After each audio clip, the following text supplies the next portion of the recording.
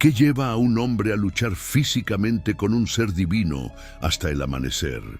Y cómo esa lucha puede cambiar no solo su nombre, sino el destino de toda una nación. Esta es la historia de Jacob, pero tal vez no de la forma en que la conoces, centrada en el antihéroe elegido por Dios.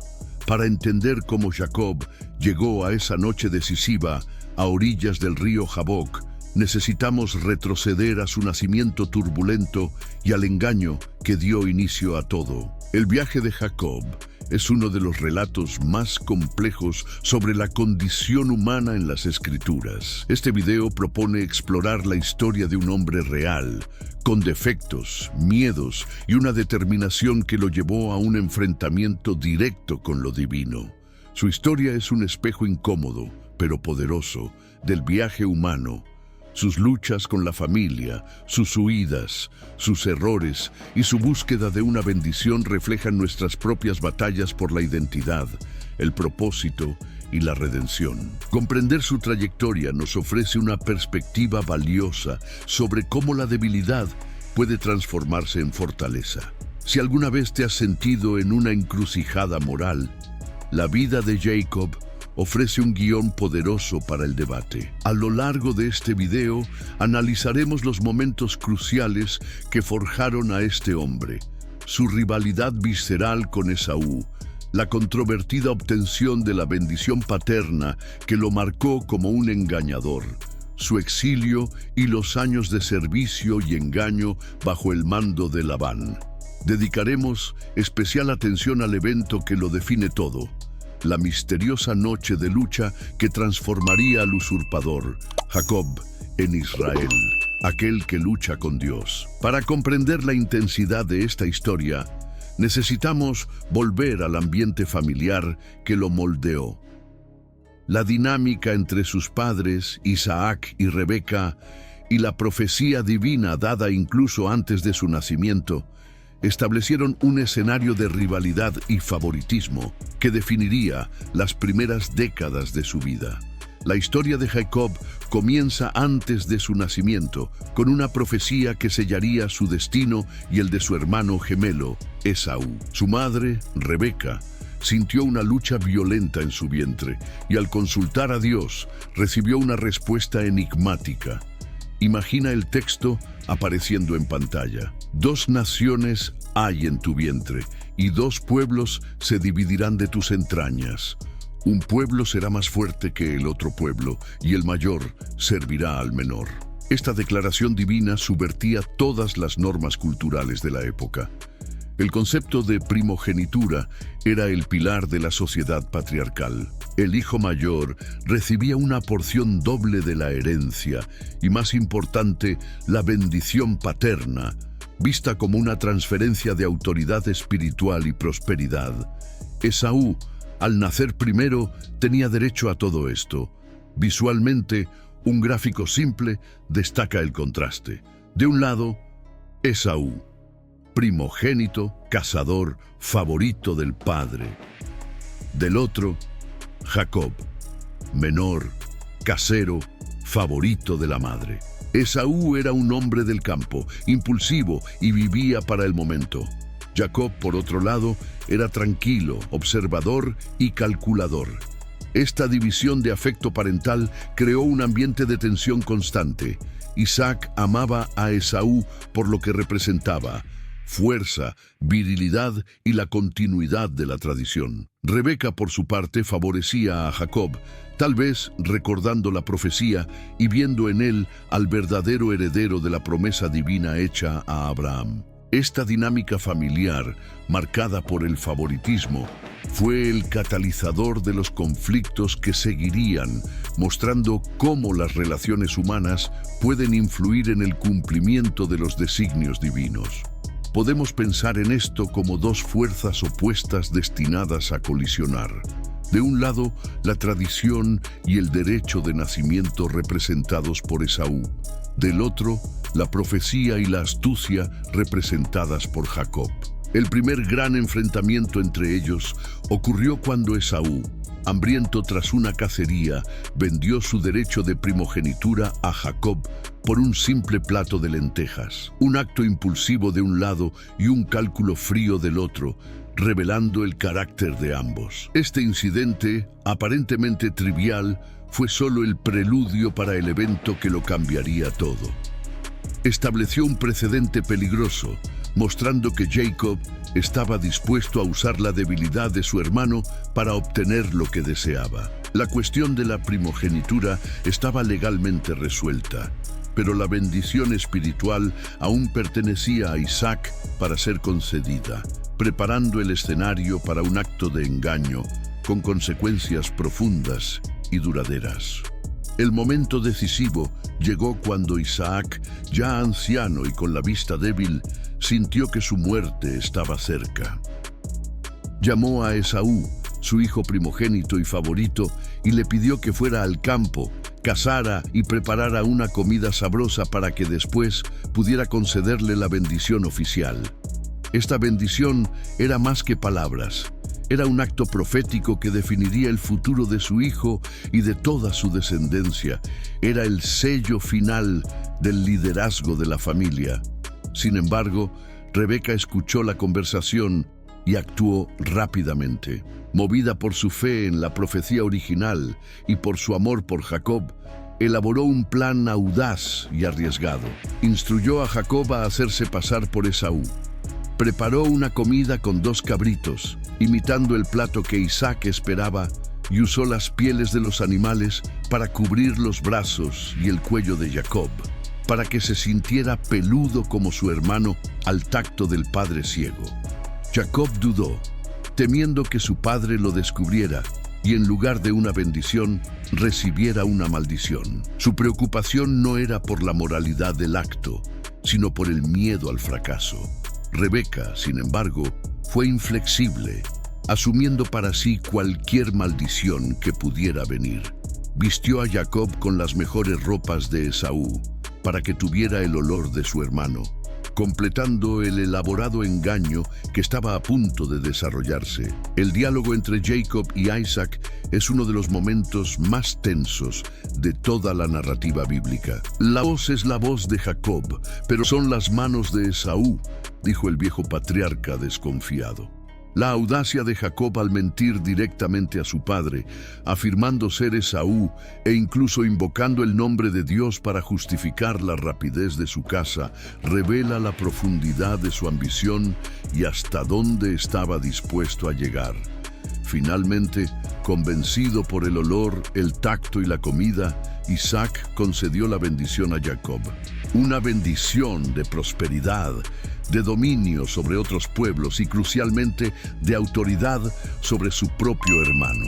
Apenas Jacob había salido, Esaú llegó con su casa, solo para descubrir que la bendición irrevocable ya había sido dada a otro, desencadenando un odio que obligaría a Jacob a huir para salvar su vida. El grito de amargura de Esaú al descubrir el engaño resonó por el campamento. Suplicó a su padre por otra bendición, pero Isaac explicó que la bendición principal, una vez pronunciada, no podía ser retirada. Lo que quedó para Esaú fue una profecía de una vida de conflicto, servidumbre a su hermano, pero con la promesa de que un día rompería ese yugo. El amor fraterno se transformó en un odio mortal.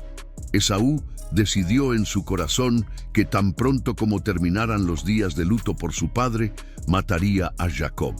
La amenaza de Esaú era real e inminente. Rebeca, percibiendo el peligro mortal que corría su hijo favorito, intervino nuevamente. Le aconsejó que huyera a la casa de su hermano, Labán, en Harán, y permaneciera allí por un tiempo hasta que la furia de Esaú se calmara. Lo que debía ser una estancia temporal se transformaría en un exilio de 20 años, un período de pruebas, engaños y profundo crecimiento para Jacob, el engañador. La partida de Jacob no fue solo una huida, sino el comienzo de una jornada de transformación. Dejó atrás su hogar, su familia y la bendición que había obtenido de manera tan deshonesta. Con solo un bastón en la mano, partió hacia lo desconocido, cargando el peso de su culpa y el miedo a la venganza de su hermano. Era ahora un fugitivo, un hombre que, a pesar de tener la promesa de Dios, se encontraba completamente solo. Esta huida marca un punto de inflexión crucial. Jacob, que siempre había vivido bajo la protección de su madre y usó su astucia para manipular situaciones a su favor, fue forzado a depender de algo más allá de sí mismo. La solitaria travesía por el desierto lo despojó de sus seguridades, preparando su corazón para uno de los encuentros divinos más significativos de toda la Biblia. Un evento que le daría una nueva perspectiva sobre la promesa que había robado. El exilio forzado fue la consecuencia directa de sus acciones. Había sembrado engaño y ahora cosechaba soledad y miedo. Sin embargo, es precisamente en este estado de desamparo donde Dios a menudo se revela. El viaje a Harán no era solo una huida de Esaú, sino un viaje hacia un encuentro con el Dios de sus padres, que lo confrontaría no con condenación, sino con la reafirmación de una alianza inquebrantable. Durante su huida, exhausto y solo, Jacob se detuvo para pasar la noche en un lugar que luego sería llamado Betel, que significa casa de Dios. Tomó una piedra para usarla como almohada y se durmió. En ese lugar desolado, tuvo un sueño vívido y poderoso. Vio una escalera que se alzaba desde la tierra y cuya cima alcanzaba los cielos. Los ángeles de Dios subían y bajaban por ella, simbolizando la conexión ininterrumpida entre el cielo y la tierra. En la cima de la escalera, el propio Dios se manifestó. Se identificó como el Dios de Abraham y de Isaac, estableciendo la continuidad de la alianza. Luego repitió y confirmó a Jacob la misma promesa hecha a sus antepasados. La tierra en la que estaba acostado sería suya y de su descendencia, que se multiplicaría como el polvo de la tierra. Era una promesa de herencia, multiplicación e influencia global. Más importante aún, Dios hizo una promesa personal a Jacob, el fugitivo culpable. Dijo: «He aquí, estoy contigo, y te guardaré por donde quiera que vayas, y te haré volver a esta tierra, porque no te dejaré hasta que haya cumplido lo que te he prometido». Esta fue una declaración de gracia incondicional. A pesar del engaño de Jacob, Dios no lo abandonó. Por el contrario, le prometió presencia, protección y la garantía de su regreso seguro. Al despertar, Jacob quedó lleno de temor y reverencia. Exclamó: «Ciertamente, el Señor está en este lugar, y yo no lo sabía. ¡Cuán temible es este lugar! Esto no es otra cosa que la casa de Dios, y esta es la puerta de los cielos». La experiencia transformó su percepción. Lo que era solo un lugar de descanso solitario se convirtió en un santuario, un punto de encuentro entre lo humano y lo divino. La piedra que sirvió de almohada fue erigida como un pilar y ungida con aceite, un acto de consagración. Este evento en Betel fue fundamental para la jornada de Jacob. Partió de su casa con la bendición de su padre, obtenida por engaño, pero ahora tenía la bendición y la promesa directa del propio Dios. Esto no borró sus errores, pero le dio una esperanza y una seguridad que no poseía. Continuó su viaje a Harán no solo como un fugitivo, sino como un hombre que, a pesar de sus fallas, era portador de una promesa divina inquebrantable. Con la promesa de Betel fortaleciendo su espíritu, Jacob continuó su viaje hasta llegar finalmente a las tierras de Harán. Cerca de un pozo, encontró a unos pastores y preguntó por Labán, hijo de Nacor. Para su sorpresa, no solo lo conocían, sino que señalaron a su hija, Raquel, que se acercaba con las ovejas de su padre. El texto bíblico describe a Raquel como hermosa de figura y de rostro, y Jacob se enamoró de ella instantáneamente. Movido por una fuerza repentina, Jacob, solo, removió la pesada piedra que cubría la boca del pozo para dar de beber a las ovejas de Raquel, un acto que normalmente requería la fuerza de varios hombres. Este gesto de fuerza y generosidad fue su presentación. Luego se reveló como hijo de Rebeca, hermana de Labán, y la besó, llorando de emoción. Ese encuentro selló su destino y dio inicio a un nuevo y complicado capítulo de su vida. Labán, al saber de la llegada de su sobrino, corrió a recibirlo y lo acogió en su casa. Después de un mes, Labán propuso que Jacob no trabajara gratis y preguntó cuál sería su salario. Jacob, profundamente enamorado, hizo una oferta sorprendente. 7 años te serviré por Raquel, tu hija menor.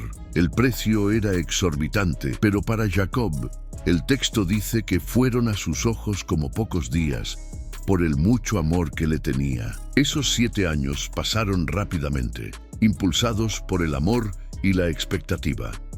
Jacob cumplió su parte del acuerdo con diligencia. Sin embargo, estaba a punto de experimentar en carne propia el mismo tipo de engaño que había practicado contra su padre y su hermano.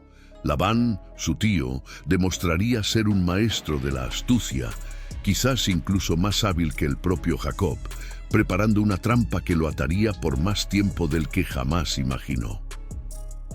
El periodo de servicio por Raquel revela una nueva faceta de Jacob. El hombre, que antes era un engañador calculador, ahora estaba movido por una pasión genuina. Estaba dispuesto a pagar un alto precio y esperar pacientemente por el objeto de su amor.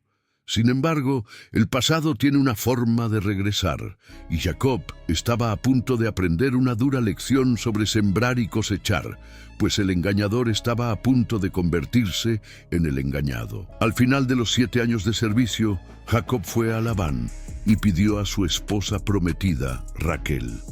Labán aceptó y organizó una gran fiesta de bodas, invitando a todos los hombres de la región. Esa noche, siguiendo las costumbres de la época en que la novia era llevada al novio bajo un velo y en la oscuridad de la tienda, Labán ejecutó su plan traicionero.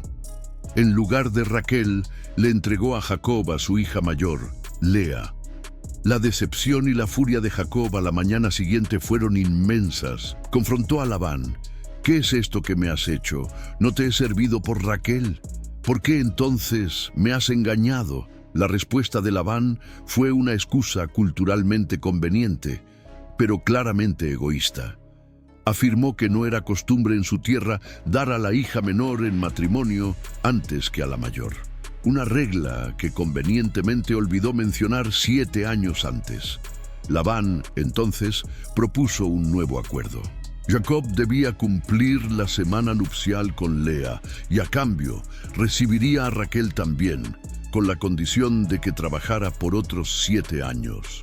Atrapado en una situación imposible, sin poder regresar a casa y aún profundamente enamorado de Raquel, Jacob no tuvo más remedio que aceptar.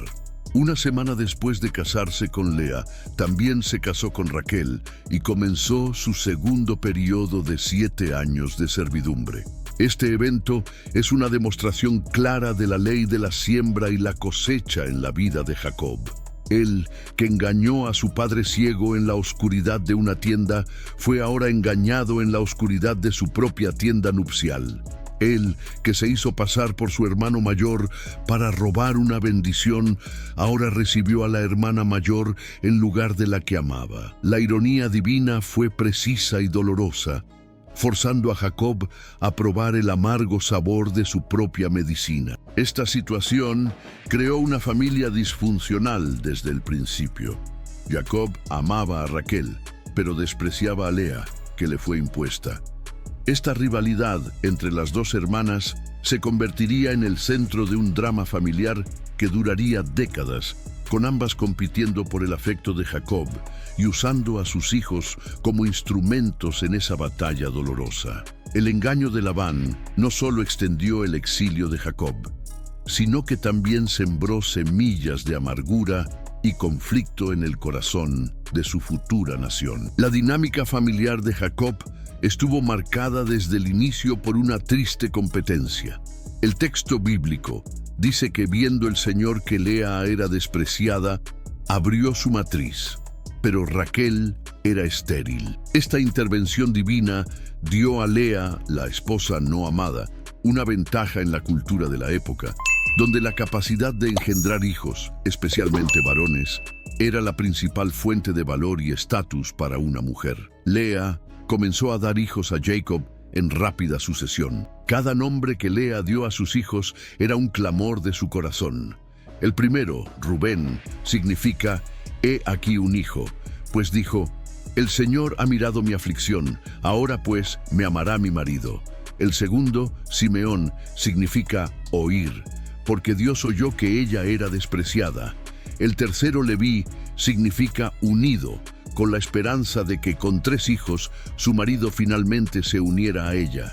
El cuarto, Judá, significa alabanza, un momento de aceptación y gratitud a Dios. Mientras tanto, Raquel, la esposa amada, sufría con el dolor de la esterilidad. Su desesperación la llevó a confrontar a Jacob con una exigencia imposible: «Dame hijos, o si no, muero». La respuesta de Jacob fue dura, revelando la tensión en su matrimonio. «¿Estoy yo en lugar de Dios, que te ha negado el fruto del vientre?». La angustia de Raquel era tan grande que recurrió a una práctica común de la época, ofreciendo a su sierva, Bila, a Jacob para engendrar hijos en su nombre. La competencia se intensificó. Bila dio a luz a 2 hijos, Dan y Neftalí, que Raquel consideró como suyos. Viendo esto, Lea, que había dejado de tener hijos, dio a su propia sierva, Silpa, a Jacob. Silpa dio a luz a Gad y a Aser. La casa de Jacob se convirtió en un campo de batalla de vientres, con las 2 hermanas y sus siervas engendrando hijos en un intento desesperado de ganar el afecto y la primacía en la familia. En medio de esta rivalidad, Lea aún concibió 2 hijos más, Isacar y Zabulón, y una hija, Dina. Finalmente, tras años de espera y oración, se acordó Dios de Raquel, y la oyó, y abrió su matriz. Concibió y dio a luz un hijo al que llamó José, que significa «El Señor me añada otro hijo». El nacimiento de José fue un momento de gran alegría para Raquel y un punto de inflexión para Jacob, que sintió que su familia finalmente se completaba y que era hora de pensar en volver a su tierra natal. Tras el nacimiento de José, Jacob sintió un fuerte impulso de regresar a su tierra. Había completado sus 14 años de servicio por las 2 esposas y ahora deseaba construir su propio futuro. Se acercó a Labán y dijo: «Déjame ir, que me vaya a mi lugar y a mi tierra.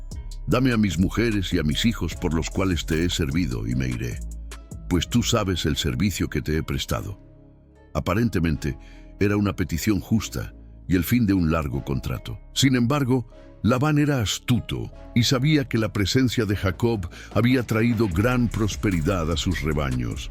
Admitió: «He experimentado que el Señor me ha bendecido por amor a ti».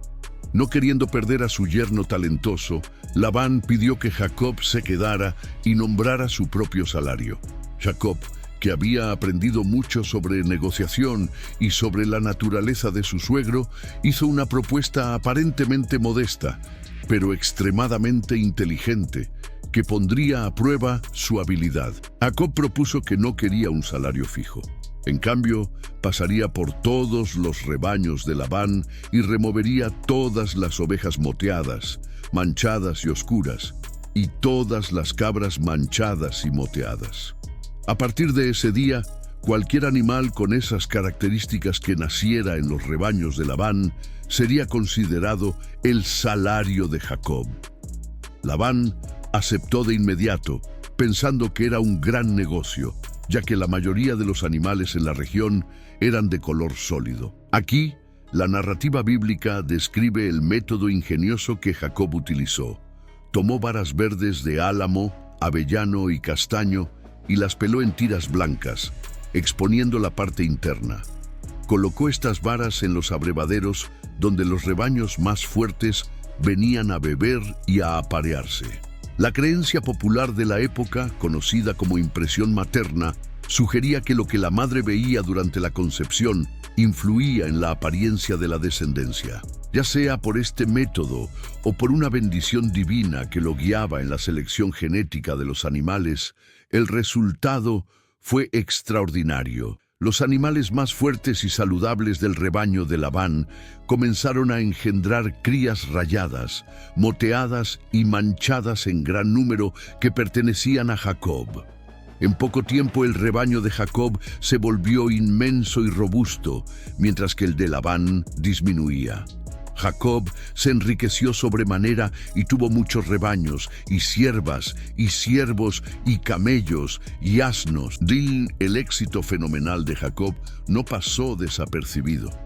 Los hijos de Labán comenzaron a quejarse abiertamente diciendo: Jacob ha tomado todo lo que era de nuestro padre, y de lo que era de nuestro padre ha hecho toda esta gloria. El resentimiento y la envidia crecían día a día. Además, el propio semblante de Labán hacia Jacob ya no era el mismo de antes. La cordialidad forzada dio paso a una hostilidad apenas disimulada. El ambiente en Harán se había vuelto insostenible. Fue en este clima de tensión que Dios intervino directamente una vez más. Habló a Jacob en un sueño, diciendo: «Vuélvete a la tierra de tus padres y a tu parentela, y yo estaré contigo». Esta orden divina fue la confirmación que Jacob necesitaba. No solo estaba huyendo de una situación difícil, estaba obedeciendo un llamado divino para regresar a la tierra de la promesa, con la garantía de la presencia y protección de Dios. La misma promesa hecha en Betel 20 años antes. Jacob sabía que no podía simplemente anunciar su partida.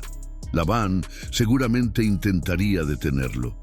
Por eso, actuó con la misma astucia que lo caracterizaba. Llamó en secreto a Raquel y a Lea al campo, lejos de los oídos de Labán y de sus hijos.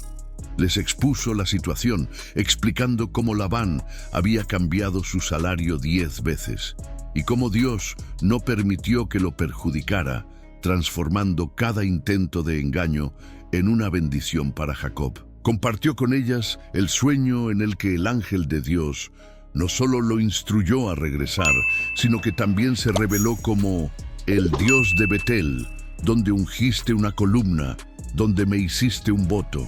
Esta referencia a su primer encuentro con Dios fue poderosa, recordándoles a todos el fundamento espiritual de su jornada. Raquel y Lea, que también se sentían explotadas y desvalorizadas por su padre, estuvieron de acuerdo de inmediato. Dijeron: «Todo lo que Dios te ha dicho, hazlo», con el apoyo de sus esposas. Jacob esperó el momento oportuno. Cuando Labán salió a esquilar sus ovejas, una actividad que lo llevaría lejos por algunos días, Jacob actuó. Reunió a sus hijos, sus esposas, sus siervos y todos sus inmensos rebaños y bienes, y partió en secreto hacia Canaán. La gran huida de Harán había comenzado, pero su suegro engañado no lo dejaría ir tan fácilmente. La fuga de Jacob y su enorme caravana fue un éxito inicial. Viajaron durante 3 días antes de que Labán fuera informado de la partida. Furioso, Labán reunió a sus parientes e inició una persecución implacable que duró 7 días. Finalmente alcanzó a la comitiva de Jacob en las montañas de Galaad. La confrontación parecía inevitable y violenta, pero una vez más, Dios intervino para proteger a Jacob. La noche antes del encuentro, Dios apareció a Labán en un sueño y le dio una advertencia severa. «Guárdate de hablar a Jacob ni bien ni mal». Esta orden divina neutralizó la furia de Labán. No podía maldecir ni herir a Jacob. Cuando finalmente se encontraron, Labán expresó su enojo, pero de manera contenida. Acusó a Jacob de haberlo engañado y de robar a sus hijas como si fueran cautivas de guerra. La principal acusación de Labán, sin embargo, era más específica. Preguntó: «¿Por qué robaste mis dioses?». Sin que Jacob lo supiera, Raquel había robado los ídolos domésticos de su padre, conocidos como terafines. Estos pequeños ídolos tenían un significado religioso y también legal. pues podían servir como un título de propiedad de la herencia familiar. Su posesión era un asunto extremadamente serio. Jacob, ignorando el acto de Raquel, se indignó con la acusación de robo y proclamó con audacia: «Aquel con quien halles tus dioses, que no viva». Permitió que Labán registrara todo el campamento. Labán buscó en todas las tiendas, pero cuando llegó a la tienda de Raquel, ella escondió los ídolos en la silla de su camello y se sentó sobre ellos, usando la excusa de que estaba en su periodo menstrual para no levantarse. La búsqueda de Labán fue en vano. Tras la búsqueda frustrada, fue el turno de Jacob de enfurecerse. Confrontó a Labán, enumerando los 20 años de servicio leal, los engaños, los cambios de salario y el arduo trabajo. Declaró que, si no fuera por el Dios de mi padre, el Dios de Abraham y el temor de Isaac, Labán lo habría enviado con las manos vacías. La confrontación terminó con un pacto. Erigieron un montón de piedras como testigo, jurando no pasar de ese punto para hacerse daño mutuamente. Con un último adiós a sus hijas y nietos, Labán regresó a casa y Jacob quedó finalmente libre de él para siempre. Libre de la amenaza de Labán, Jacob ahora enfrentaba un miedo mucho mayor y más antiguo: el reencuentro con su hermano, Esaú. Habían pasado 20 años, pero el recuerdo de la amenaza de muerte aún era vívido en la mente de Jacob. Sabía que, para establecerse en la tierra prometida, necesitaría pasar por el territorio de su hermano en Seir, en la tierra de Edom. La reconciliación o la aniquilación era inevitable. Jacob, el estratega, elaboró un plan cuidadoso. Envió mensajeros por delante con un mensaje de extrema humildad. El mensaje estaba calculado para apaciguar a Esaú, refiriéndose a él como «mi señor» y asimismo como «tu siervo Jacob». También informó sobre la gran riqueza que había acumulado, no para presumir, sino para mostrar que no regresaba para reclamar la herencia ni para ser una carga. La respuesta de los mensajeros fue aterradora. Dijeron: «Fuimos a tu hermano Esaú, y él también viene a encontrarte, con 400 hombres con él». La mención de 400 hombres no sonaba como una comitiva de bienvenida. Para Jacob era la confirmación de peores temores. Esaú venía con un pequeño ejército para vengarse. El pánico se apoderó de Jacob. En su desesperación, recurrió a dos estrategias, una pragmática y otra espiritual. Primero, dividió a su familia, siervos y rebaños, en dos grupos. Su razonamiento era que, si Esaú atacaba a un grupo, el otro tal vez tendría la oportunidad de escapar. Era una medida de control de daños, un intento de salvar al menos una parte de todo lo que había construido. Esta acción revela la profundidad de su miedo y su falta de fe en la protección total de Dios en ese momento. En segundo lugar, y más importante, Jacob hizo una de las oraciones más sinceras y humildes registradas en la Biblia. Se dirigió al Dios de sus padres, recordó a Dios su propia orden de regresar y su promesa de hacerlo prosperar. Confesó su indignidad diciendo: «Menor soy que todas las misericordias y toda la fidelidad que has mostrado a tu siervo». Y luego clamó por liberación: «Líbrame, te ruego, mano de mi hermano, de la mano de Esaú, porque le temo». Esta oración fue el preludio para la noche que lo cambiaría todo. Tras la oración ferviente, Jacob preparó un regalo masivo para apaciguar la ira de Esaú. Seleccionó más de 500 animales de sus rebaños, cabras, ovejas, camellos, vacas y asnos, y los dividió en varios grupos. Instruyó a sus siervos que condujeran cada grupo por separado, con un espacio entre ellos, y que dijeran a Esaú que era un regalo de tu siervo Jacob, que venía detrás. Su estrategia era abrumar la ira de su hermano con una avalancha de generosidad. Con los regalos enviados por delante, Jacob pasó la noche en el campamento. Sin embargo, su mente estaba inquieta. En medio de la noche, se levantó y tomó una decisión crucial: Llevó a sus 2 esposas, sus 2 siervas y sus 11 hijos, y los hizo cruzar el vado de Jaboc, un afluente del río Jordán. Envió todo y a todos los que poseía a la otra orilla, hacia el encuentro con Esaú. Entonces, el texto bíblico afirma de manera sucinta y misteriosa: Jacob, sin embargo, se quedó solo. Esta soledad era absoluta. Se separó de su familia, de su riqueza y de todas sus seguridades terrenal. En la oscuridad, a orillas del río, estaba completamente vulnerable, despojado de todo lo que lo definía. Era un hombre solo con su miedo, su pasado y su futuro incierto. Es precisamente en este estado de desamparo donde ocurre el encuentro más transformador de su vida. La narrativa continúa, y luchó con él un hombre hasta que rayaba el alba. ¿De dónde vino ese hombre? ¿Quién era él? Las escrituras no dan una identidad clara inicialmente, creando un velo de misterio. No fue un ataque de un ladrón ni de un soldado de Esaú. Fue un encuentro divino, un enfrentamiento íntimo y violento. La lucha no era solo física, era una batalla espiritual, la personificación de todo el conflicto interno de Jacob.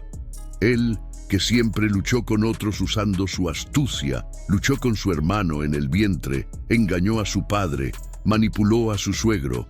Ahora estaba en una lucha física real. No podía usar palabras ni trucos. Tenía que usar su fuerza, su resistencia, su voluntad. Esta noche en Jaboc representa el clímax de la historia de Jacob luchando con Dios, donde el patriarca es forzado a confrontar una fuerza mucho mayor que él, en una batalla por su propia alma. La lucha entre Jacob y el ser misterioso se prolongó durante horas, en la oscuridad y el silencio del valle. La resistencia de Jacob fue sobrehumana. Se aferró a su oponente con una tenacidad desesperada, negándose a ser derrotado. La Biblia dice que el hombre, viendo que no podía con Jacob, tomó una medida drástica. Tocó la articulación de la cadera de Jacob y la dislocó instantáneamente. Este acto único cambió la naturaleza del enfrentamiento. La fuerza física de Jacob fue quebrada. Con una lesión tan grave, ya no podía luchar para vencer. Sin embargo, incluso herido y en agonía, Jacob no soltó a su adversario. Su lucha física se transformó en un acto de aferramiento desesperado. Se aferró a aquel ser, no ya para dominarlo, sino para obtener algo de él. La dinámica cambió de un combate a una súplica. Cuando comenzaba a amanecer, el hombre dijo: «Déjame ir, porque ya raya el alba». La respuesta de Jacob es una de las frases más poderosas de toda la Escritura: «No te dejaré ir si no me bendices». En ese momento, Jacob finalmente entendió con quién estaba luchando. Comprendió que su oponente no era un enemigo a vencer, sino la fuente de la bendición que había buscado toda su vida, muchas veces de maneras equivocadas.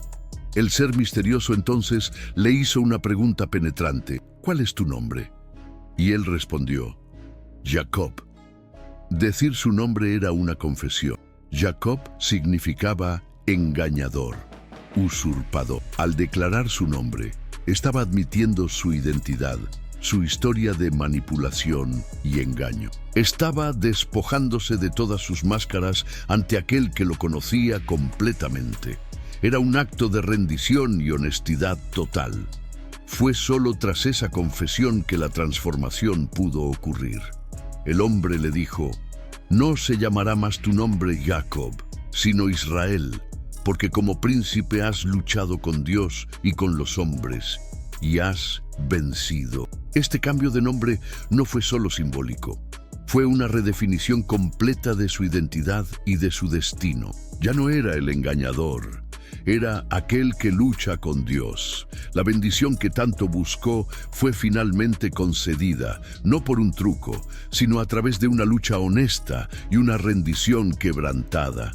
El cambio de nombre de Jacob a Israel fue el punto culminante de su jornada espiritual. El nombre Israel, que puede traducirse como Dios lucha o aquel que lucha con Dios, encapsulaba su nueva identidad.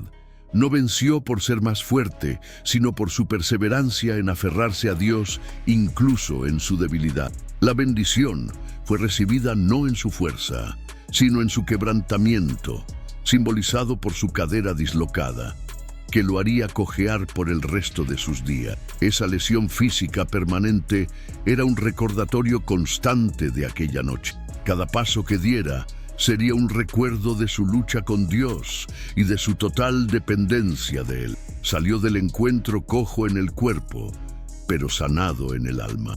Aprendió que la verdadera fuerza no viene de la autosuficiencia ni de la astucia, sino de una dependencia honesta y persistente en Dios. La marca de su debilidad se convirtió en el sello de su mayor victoria espiritual. Jacob, ahora Israel, preguntó al ser su nombre, pero la respuesta fue evasiva. ¿Por qué preguntas por mi nombre? Y allí mismo lo bendijo. Jacob entonces nombró el lugar Peniel, que significa la faz de Dios, declarando: he visto a Dios cara a cara, y mi alma ha sido salva. Comprendió la magnitud de lo que había sucedido. No solo luchó con un ángel, sino que tuvo un encuentro directo con una manifestación del propio Dios y sobrevivió. Al amanecer, Israel cruzó el río, cojeando. La transformación interna ahora se manifestaría en su actitud externa. El hombre que antes planeaba y manipulaba, que temía a su hermano con un pavor paralizante, ahora caminaba hacia el encuentro con una nueva identidad y una nueva confianza, no en sí mismo, sino en el Dios que lo había bendecido. La lucha con Dios lo preparó para finalmente hacer las paces con su hermano. La experiencia en Peniel, por lo tanto, es el corazón de la historia de Jacob luchando con Dios. Enseña que los momentos de mayor lucha y vulnerabilidad son, a menudo, los lugares de nuestros encuentros más profundos con lo divino. La transformación genuina muchas veces requiere que seamos quebrados, que confesemos quiénes somos realmente, para que podamos recibir una nueva identidad y un nuevo propósito directamente de Dios. Con el sol naciendo en Peniel, Israel vio la comitiva de Esaú acercándose a la distancia, con sus 400 hombres. El miedo del pasado podría haber regresado, pero el hombre que ahora cojeaba hacia su hermano no era el mismo Jacob que había pasado la noche en terror. Era Israel, un hombre que había enfrentado a Dios y sobrevivido. Con una nueva valentía nacida de su rendición, se preparó para el encuentro. Aún prudente, organizó a su familia. Las siervas y sus hijos fueron adelante, seguidos por Lea y sus hijos, y por último, Raquel y José, los más protegidos. Pero, a diferencia de sus planes anteriores de quedarse atrás, Israel asumió el liderazgo. Él mismo pasó delante de todos ellos. El líder que antes se escondía, ahora se ponía en primera línea para proteger a su familia. Se acercó a Esaú y en un acto de profunda humildad y respeto, se inclinó a tierra 7 veces hasta llegar cerca de su hermano. 7 veces. Era la postura de un súbdito ante un rey. Ya no era la astucia del engañador, sino el arrepentimiento genuino de un hermano que reconocía el mal que había hecho. No estaba más intentando manipular la situación, sino entregándose a la misericordia de su hermano. La reacción de Esaú fue completamente inesperada. El guerrero que venía con un ejército, el hombre que había alimentado un odio mortal durante 20 años, vio a su hermano cojeando y postrándose. El texto bíblico dice: entonces Esaú corrió a su encuentro y lo abrazó, y se echó sobre su cuello y lo besó, y lloraron. El encuentro que Jacob temía que fuera una batalla sangrienta se convirtió en una escena de reconciliación y gracia. La transformación de Israel en Peniel había operado un cambio no solo en él, sino también en el corazón de Esaú. La gracia que Israel recibió de Dios se desbordó en su relación con su hermano. Cuando Esaú inicialmente rechazó los regalos, Israel insistió diciendo: «Porque vi tu rostro, como si hubiera visto el rostro de Dios». La reconciliación humana se convirtió en un reflejo de la reconciliación divina, poniendo fin a décadas de amargura con un abrazo de perdón. Tras la emocionante reconciliación, Esaú invitó a Israel a viajar con él hasta Seir. Sin embargo, Israel, con sabiduría, declinó la oferta. Explicó que su caravana, con niños pequeños y rebaños lactantes, necesitaba viajar a un ritmo más lento. Sugirió que Esaú fuera adelante y que él lo seguiría más tarde. Esta fue una separación amistosa, reconociendo que sus caminos y destinos, aunque reconciliados, eran ahora diferentes. Esaú regresó a Edom e Israel siguió su camino hacia Canaán. Israel y su familia se establecieron primero en Sucot y luego se mudaron a Siquem, en Canaán, donde compró un terreno y erigió un altar. Llamó al altar el Elohe Israel, que significa Dios, el Dios de Israel. Este acto fue significativo. Por primera vez, estaba reclamando públicamente su nueva identidad y adorando a Dios no solo como el Dios de sus padres, sino como su Dios personal, el Dios de Israel. Sin embargo, la vida en Canaán no estuvo exenta de problemas. La familia de Israel enfrentó una crisis terrible cuando su hija Dina fue violada por Siquem, hijo del príncipe de esa tierra. La reacción de sus hijos, Simeón y Leví, fue de una violencia desproporcionada y engañosa. Fingieron hacer un pacto de paz, exigiendo que todos los hombres de Siquem se circuncidaran. Y luego, mientras los hombres se recuperaban, los mataron y saquearon la ciudad. Este acto de venganza brutal trajo gran angustia a Israel, quien reprendió a sus hijos por poner a la familia en peligro ante los pueblos vecinos. Este incidente sombrío demostró que, aunque el patriarca había sido transformado, los problemas de su familia, nacidos de la rivalidad y la disfunción, continuarían generando conflictos y dolor. La jornada de santificación de su descendencia apenas comenzaba. Fue en este contexto que Dios llamó a Israel de vuelta a Betel, el lugar de su primer encuentro divino. Sube a Betel y habita allí, y haz allí un altar al Dios que te apareció cuando huías de la faz de Esaú, tu hermano.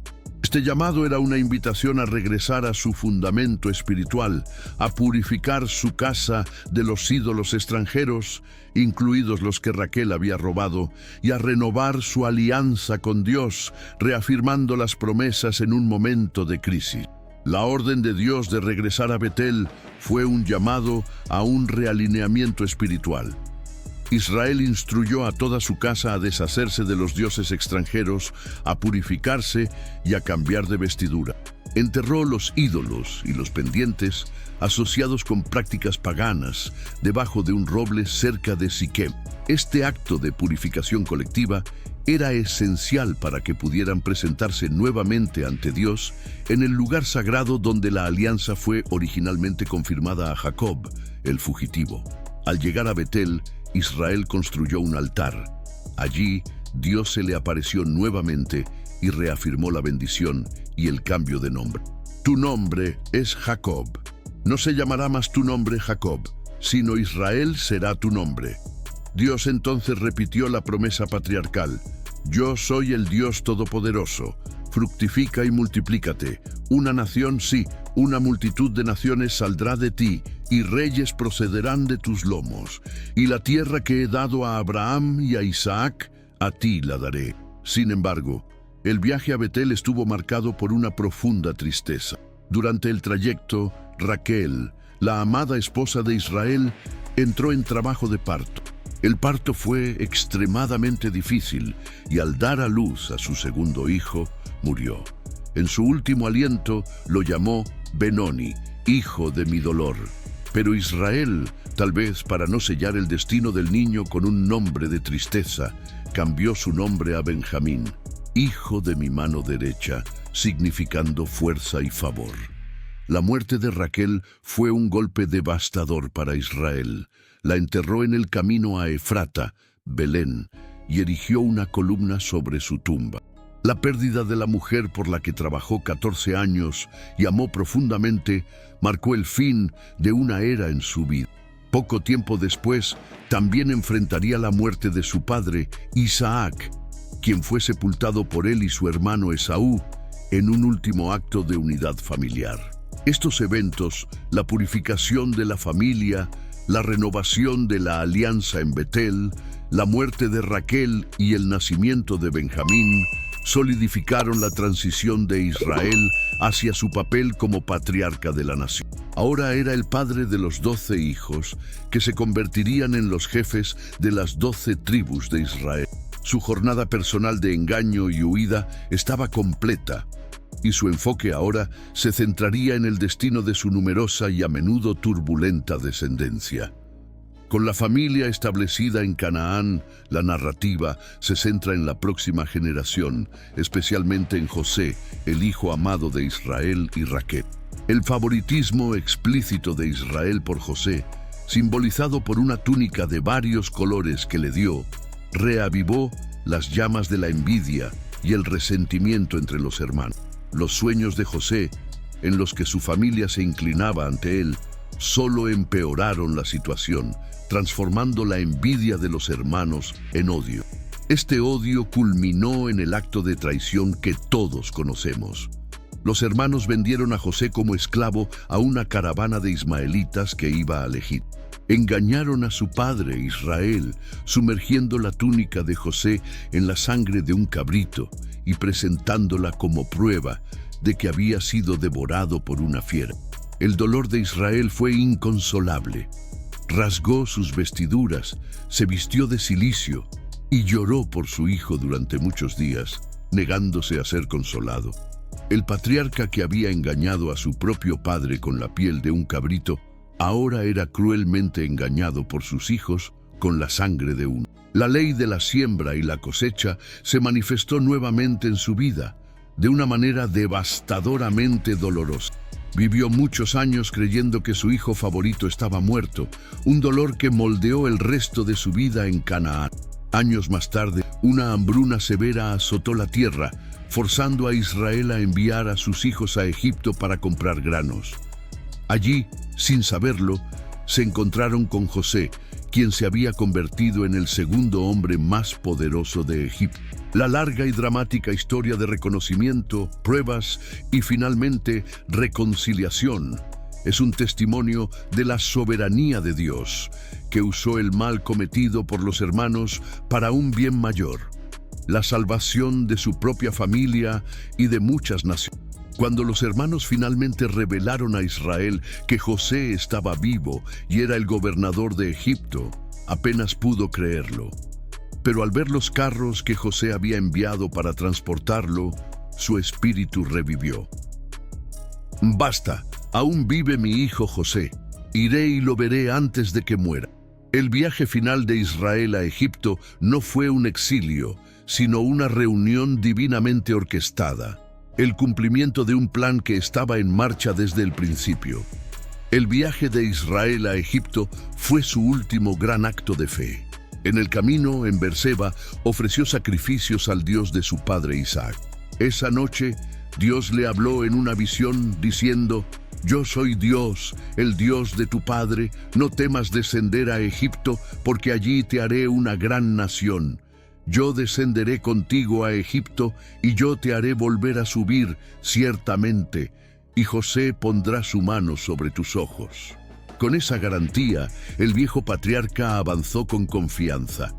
El reencuentro entre Israel y José, tras más de 20 años de separación, fue uno de los momentos más emocionantes de la Biblia. José preparó su carro y subió al encuentro de Israel, su padre, a Gosén, y presentándose ante él, se echó sobre su cuello y lloró sobre su cuello largo tiempo. Para Israel, ver a su hijo perdido era suficiente. Le dijo a José: «Ahora ya puedo morir, pues he visto tu rostro que aún vive». José presentó a su padre al faraón, y la bendición del viejo patriarca sobre el mayor monarca de la tierra fue un acto de inmensa autoridad espiritual. Israel y su familia se establecieron en la fértil tierra de Gosén, donde prosperaron y se multiplicaron grandemente conforme a la promesa de Dios.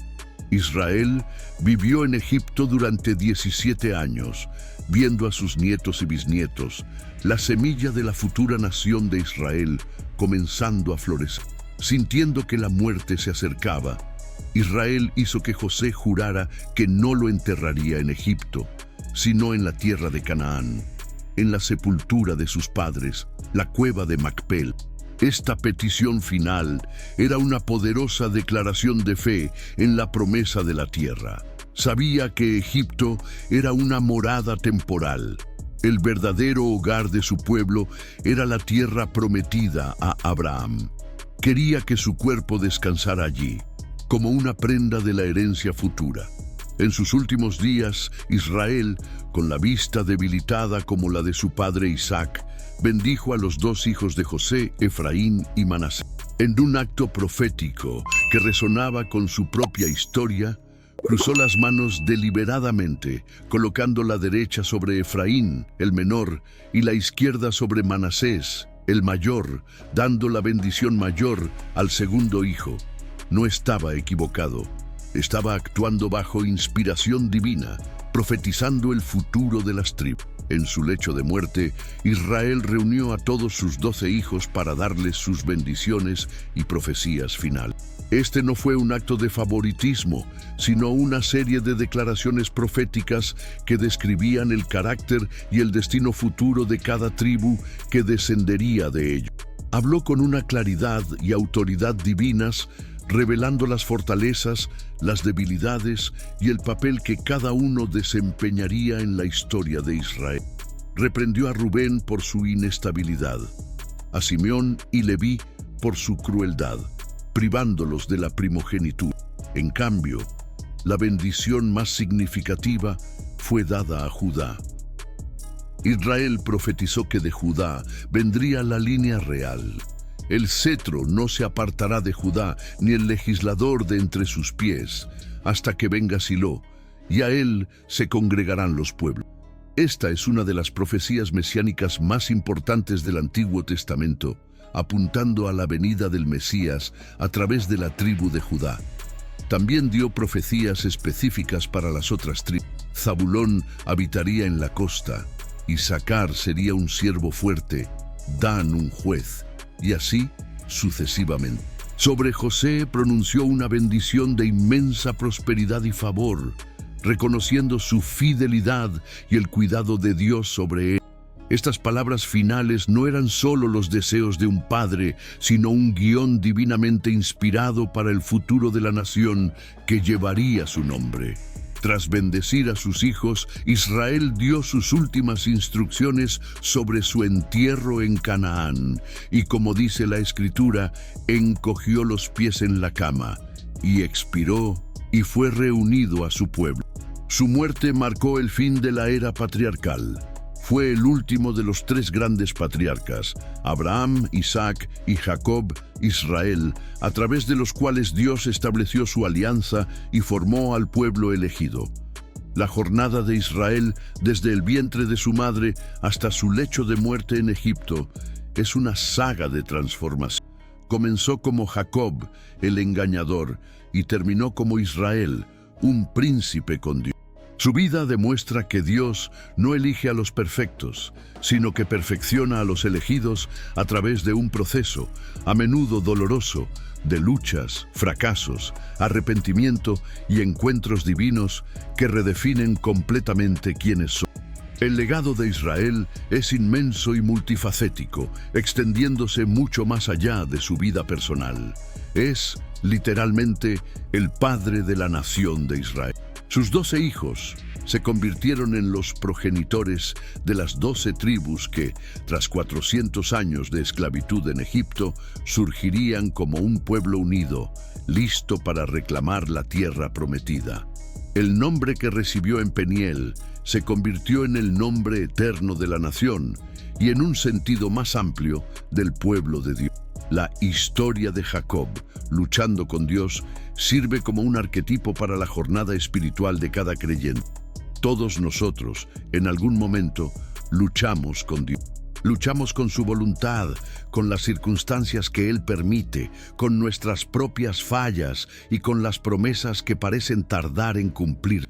La historia de Israel nos enseña que esa lucha no es un signo de falta de fe, sino que puede ser un camino hacia una fe más profunda y auténtica. Su historia nos muestra que la transformación es un proceso, no un evento instantáneo. Jacob no se convirtió en Israel de la noche a la mañana. Fueron décadas de exilio, trabajo arduo, engaños sufridos, pérdidas familiares y enfrentamientos divinos los que lo moldearon. De manera similar, nuestro crecimiento espiritual es una maratón, llena de altibajos, errores y aciertos, pero siempre bajo la mirada atenta de un Dios que prometió nunca dejarnos ni abandonar. El episodio de Peniel, en particular, permanece como una de las imágenes más poderosas de la relación del hombre con Dios. Nos enseña que debemos aferrarnos a Dios con persistencia, especialmente en nuestras noches más oscuras. Enseña que la verdadera bendición se encuentra no en nuestra fuerza, sino en nuestra debilidad y dependencia, y que es en la confesión honesta de quienes somos, diciendo nuestro nombre, que recibimos una nueva identidad de Él. Finalmente, la vida de Israel es un testimonio de la fidelidad inquebrantable de Dios. A pesar de todas las fallas, mentiras y manipulaciones de Jacob, Dios nunca rompió su alianza. Protegió, proveyó, guió y transformó a un hombre falto en un patriarca venerado, cuyo nombre es invocado por millones hasta hoy. Su jornada nos da la esperanza de que, no importa nuestro pasado, Dios puede encontrarnos en nuestro propio Jaboc y transformarnos para sus propósitos gloriosos. Para aplicar las lecciones de la vida de Israel en nuestro propio contexto, el primer paso es la honestidad radical con nosotros mismos y con Dios. Así como Jacob tuvo que admitir su nombre, engaña, antes de recibir su nueva identidad, también necesitamos confrontar nuestras fallas, miedos y motivaciones ocultas. La transformación comienza con la confesión, abandonando las máscaras que usamos y presentándonos a Dios como realmente somos, con nuestras debilidades expuestas. En segundo lugar, debemos abrazar nuestras luchas como oportunidades de crecimiento. En lugar de huir de los valles de Jaboc de nuestras vidas, los períodos de soledad, miedo e incertidumbre, podemos enfrentarlos como lugares sagrados para encuentros con Dios. Es en la lucha, en la persistencia, en buscar a Dios incluso cuando no entendemos, que nuestra fe es forjada y nuestro carácter es moldeado, así como Israel salió cojeando, pero bendecido. Para profundizar en su entendimiento, recomendamos el estudio del libro de Génesis, capítulos 25 a 50, que cubre toda la vida de Jacob.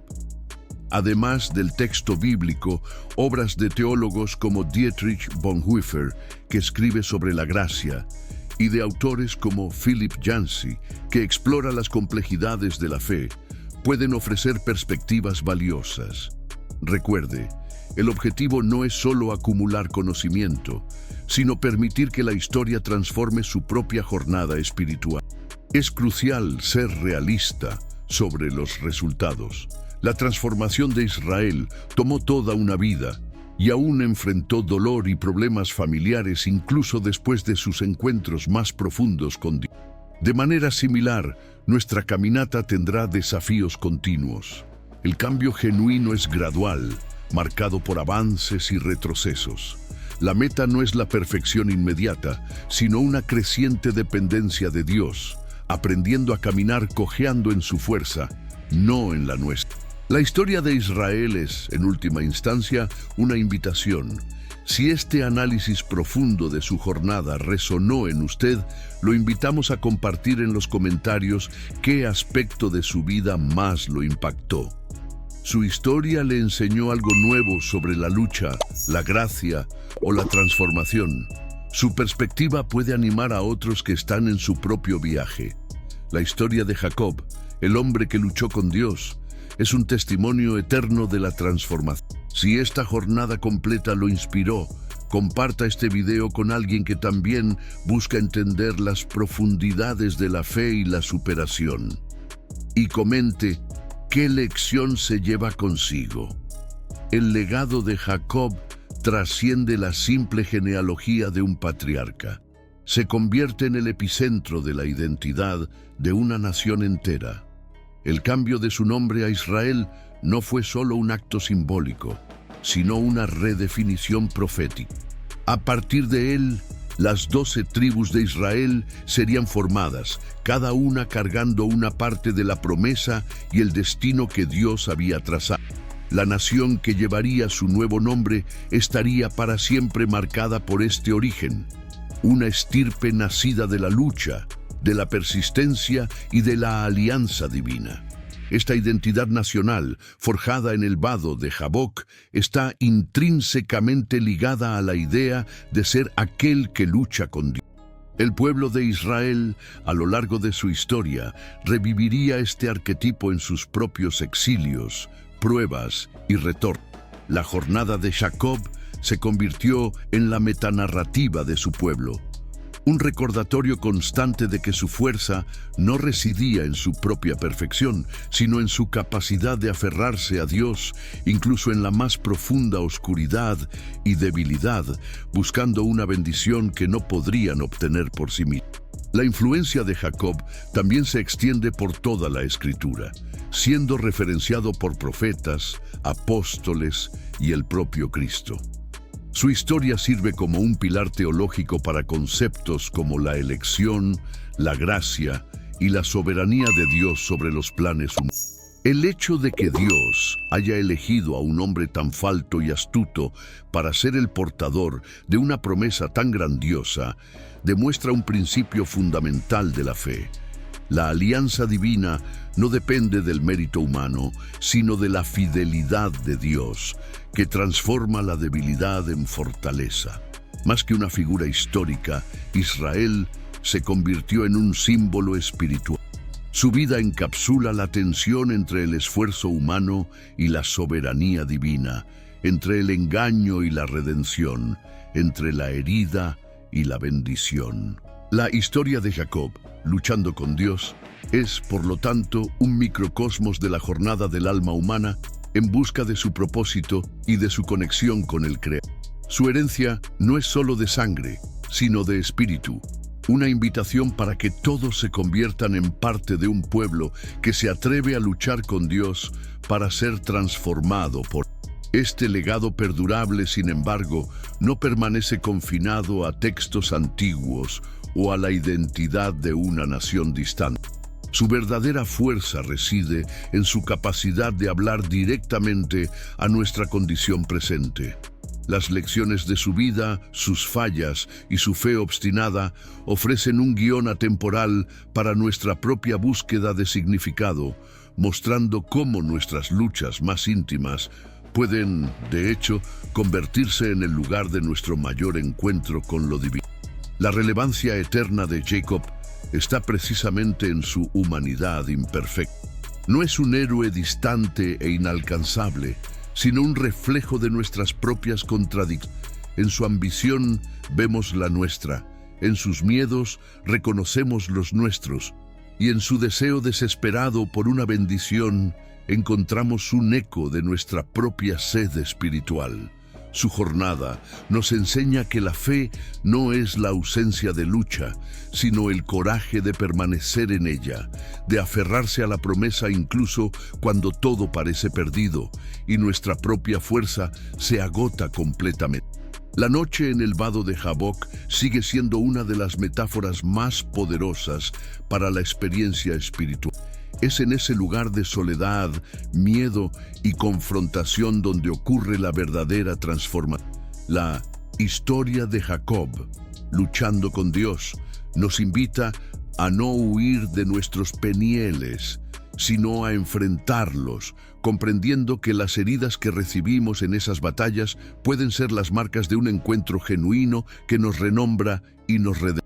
La bendición, a menudo, no viene a pesar de la lucha, sino a causa de ella.